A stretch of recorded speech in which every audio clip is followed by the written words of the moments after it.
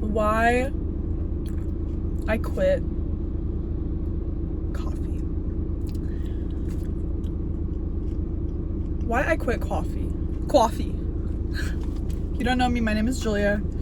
I am eating a green goddess salad right now. Literally right now. I'm on my lunch break. So I started beauty school. So this is also going to be my hair journey and vlog. And I'm just going to put it out there. And yeah. But okay. Why I quit coffee though. Quit coffee. Try saying it like super fast. Anyways, Diet Baja Blast 2. If you know, you know. Anyways, this is a really interesting subject for me, and I want to talk about it, and I don't really have anyone to talk to right now other than me and God, my savior. But so I wanted to like talk about this subject specifically is coffee and how big of a business it is now, especially like I'm in the Pacific Northwest. Like coffee is on every corner. Like people are obsessed with their coffee, obsessed with how high quality the beans are, how it's roasted, whatever espresso machine you have, blah blah blah. I used to be addicted to caffeine. I know what I'm talking about. Like genuinely like super addicted. I recently, like a couple weeks ago, woke up with a conviction. And this was like, I think this was still during like, because our church was doing a fast together. Fast and pray for the year. And during that fast too, I like was so clear-minded. I got to pray about and like finally make the decision to go to hair school. That's a different story. But one of the days I woke up convicted about, why do I need this substance to keep me going? I'm 24 years old. I'm healthy. I'm young. Why can't my body produce natural energy to go throughout my day? Why do I need this substance in order to like wake up in the morning? In order to not to avoid having a migraine, to be on like, okay, let's go with the day. Like it's funny, and I want to live a slow and quiet life at the same time. It's even what the Bible instructs us to do. Coffee is going to make me just go through the day every day, and I'm not really even numbering my days at that point. I'm just like, and then time seems to go by.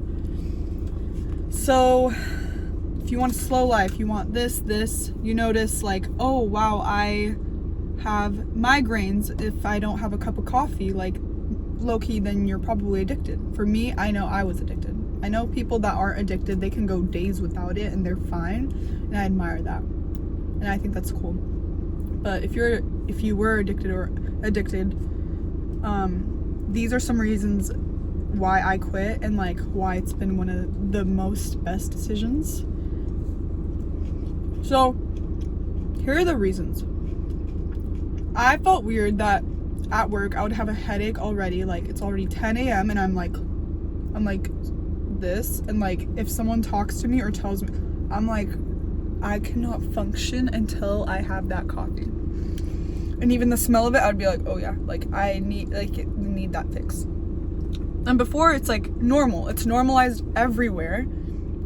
Even though it is a drug, it's a stimulant. It's literally classified as a drug if you like, yeah. So that's the funny part too. It's classified as a drug. It's like literally a drug. We all buy it. We're all fixed on it. We all have it almost every single day. Caffeine. But coffee has a really high dose, or higher like milligrams of caffeine than like, say like maybe a cup of Earl Grey tea that's gonna have significantly less, and that's probably way better to drink if you're gonna cut back. So I'll still have sometimes like a cup of green tea or a cup of black tea, or like maybe a decaf latte, or decaf cup, but that still has caffeine, but it's less than a cup of coffee. So like doing some research, obviously it's like, I'm young, I should produce natural energy. If I'm gonna just like, if my body is telling me it's tired and it's on overdrive, and then I pump a bunch of caffeine in it to keep going, I'm like abusing my body long term. Oh, and so of course when I'm older, I'm gonna get these like health issues.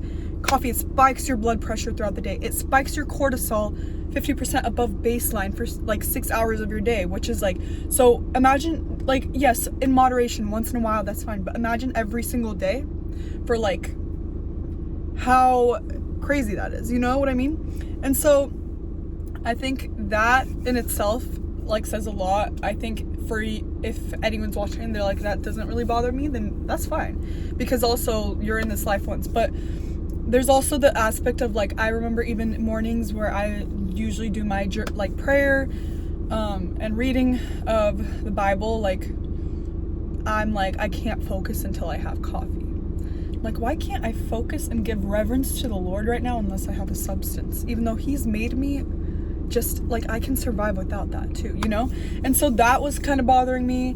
And again, this all being said is like never to like against anyone, because I was there. Like I just realized, I woke up one day and I was like, I want to try not having coffee. And it was really weird because my sister actually woke up with that same feeling that day.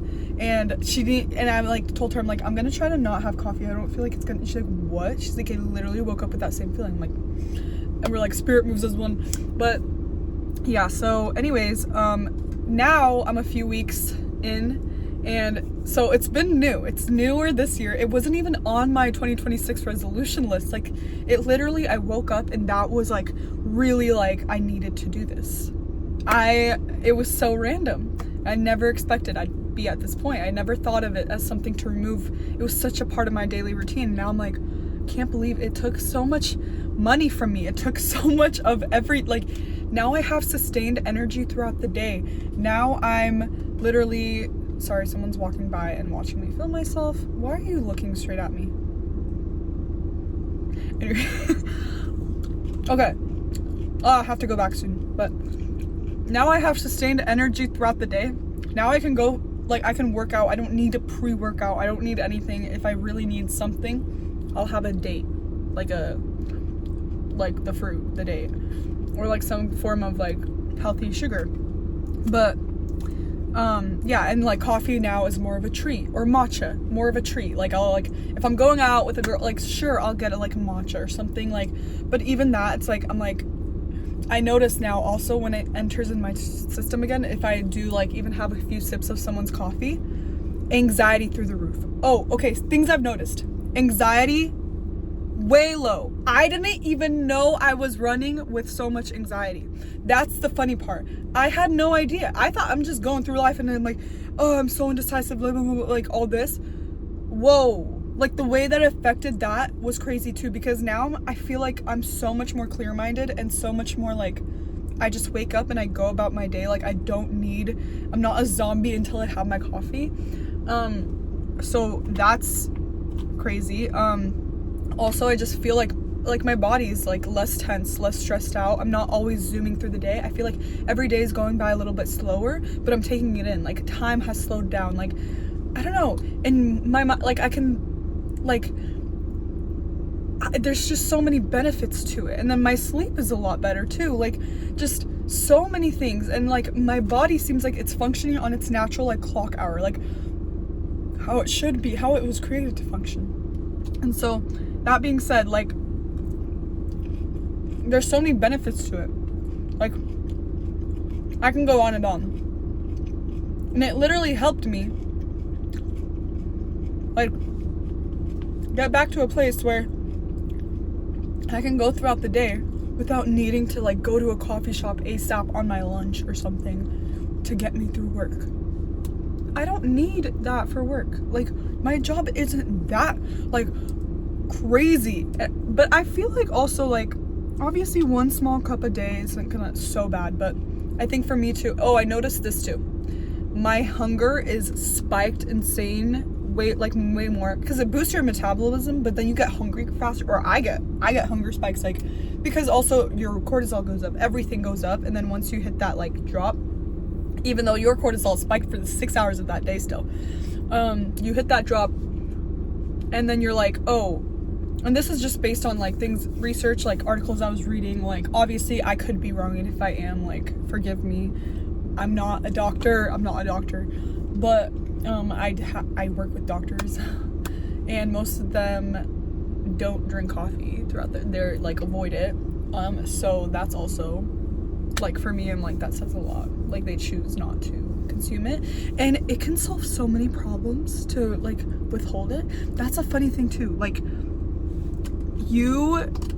there's so many health issues that can be like if you just reduce caffeine intake, get more sleep, eat healthier, and exercise. Do you know how many of your problems genuinely like, and especially if I'm not gonna force it, but especially if you are walking with the Lord, how that too like plays such a big part. Like, and I just feel like that's not talked about enough. And I was also like watching a video from a neurosurgeon who stopped being a neurosurgeon. He did like back surgeries and stuff because he was talking about like how he noticed that his patients that just improved their like life things surrounded themselves with people whom they love, like church community or like in general, or not church, just like loved ones around them. They have a good support system, whatever.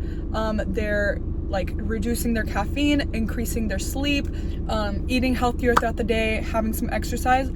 Those patients were always like either their injuries would like kind of like their body would be able to recover them, or like even if they needed a surgery like really bad, like right into recovery, and like they didn't have like any anxiety or like all that stuff. So I'm like, that's so interesting too. And he ended up quitting being a neurosurgeon because he felt like it's not talked about enough to like fix your health habits, and like always you jump the gun with surgery and like medication instead of like fixing those things. Like those questions are asked enough. And so I'm like, that's so interesting, like because that's the truth too. It's like you can't just like put a bunch of medication in your body. That's like you're putting like it's like